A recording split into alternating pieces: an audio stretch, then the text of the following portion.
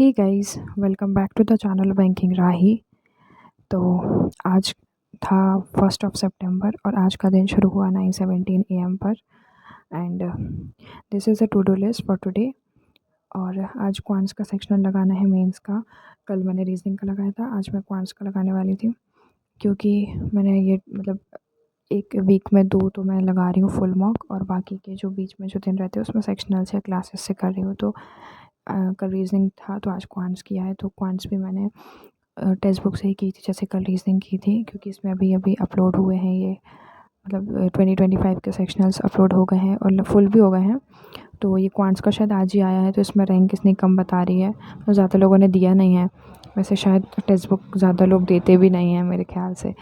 तो मेरा स्कोर इसमें 9 आया है, जिसमें मैंने टोटल 6 क्वेश्चन अटैम्प्ट किए थे, जिसमें से 3 2 मार्क वाले थे और 3 1 मार्क वाले क्वेश्चन थे। तो ऐसे 9 मार्क्स मेरे आए हैं, और इसका सेक्शनल बता रहा है 7-8 मार्क्स।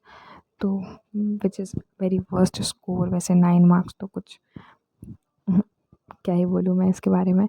तो इसमें जो फर्स्ट वाली डी आई थी 2 मार्क्स वाली, तो वो तो मैंने अटैम्प्ट ही नहीं की, मैंने उसको मार्क पर रिव्यू किया था, बट लास्ट तक मैंने इतना सारा टाइम वेस्ट कर दिया ना कि मैं उस तक पहुँच ही नहीं पाई।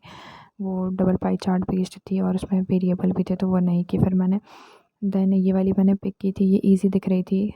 मतलब हमेशा ऐसा रहता है ना कि जो भी पहले आपको सबसे ज़्यादा इजी लगे उस टीआई को अटेम्प्ट करो। तो मुझे लग रहा था ये वाली तो बनी जाएगी, इसमें लाइन चार्ट था और रेशियो दिए हुए थे। तो 5 टाइप्स ऑफ कंपनीज़ थी जो डेटा यूसेज के बारे में थे।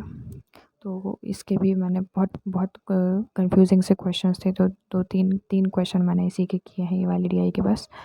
और ये क्वाड्रेटिक इक्वेशन के 2 क्वेश्चन किए हैं, ये 1-1 मार्क में थे, और इसका सॉल्यूशन काफ़ी लंबा था।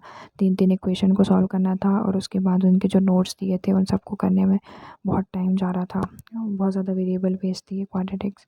तो मेरे ख्याल से तो इतने ज़्यादा अगर सॉल्यूशन करवा रहे हैं तो 2 मार्क का देना चाहिए, बट इसमें ये 1-1 मार्क के थे वाले क्वेश्चंस। तो 8-8 9-9 मिनट मैंने एक में दिया है 1-1 मार्क के क्वेश्चन में भी। तो लास्ट में फिर ये सब करने के बाद फिर मेरे पास 5-6 मिनट का टाइम बचा था। सब चीज़ें स्क्रॉल कर ली, ये भी नहीं बन रहा, ये बन रहा है, क्योंकि एक एक क्वेश्चन में भी बहुत टाइम लग रहा था।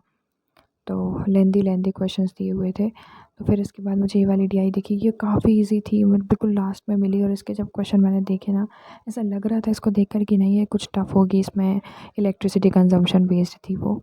बट जब मैंने उसके क्वेश्चंस देखे और उसको सॉल्व किया ना, तो वो सही में काफ़ी ईजी थी, और 2 मार्क वाली थी वो भी। पता नहीं क्यों मैंने अटेम्प्ट नहीं किया, तो इसके एक आध क्वेश्चन ही कर पाई थी बस मैं। सो बस उसको ख़त्म किया, उसका एनालिसिस भी रहता है बाकी, लेकिन वो नहीं हुआ।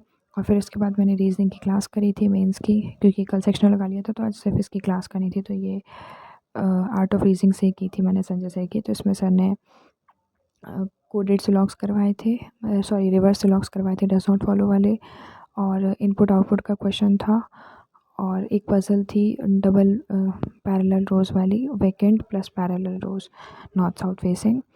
और क्या था, हाँ क्रिटिकल रीजनिंग के क्वेश्चन थे 1-2। डेटा सफिशिएंसी नहीं थी आज के इसमें, आप देख सकते हैं इसमें सब कुछ मेंशन किया हुआ है इन्होंने टाइटल में ही।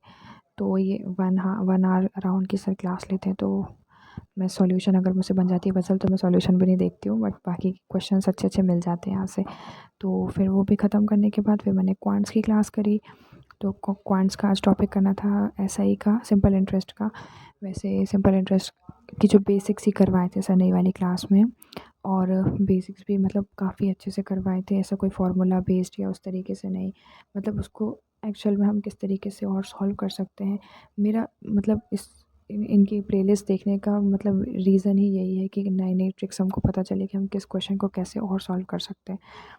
तो बस वही सब एसआई की एक क्लास करी मैंने, पूरी कंप्लीट कर ली थी वाली फर्स्ट वाला लेक्चर। देन उसके बाद मैंने इंश्योरेंस अवेयरनेस की क्लास करी थी।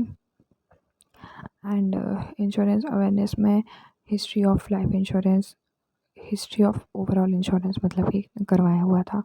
तो इसके सारे 44 मिनट्स की ही क्लास थी, बट इसमें नोट्स बनाने थे, और एक एक चीज़ इसमें मेंशन थी, डेट्स वगैरह थी, और एक एक कौन सी कंपनी कब आई थी, कब नेशनलाइज हुआ है, कब क्या हुआ था, तो पूरा उनका इवैल्यूएशन वगैरह वो सब दिया हुआ था।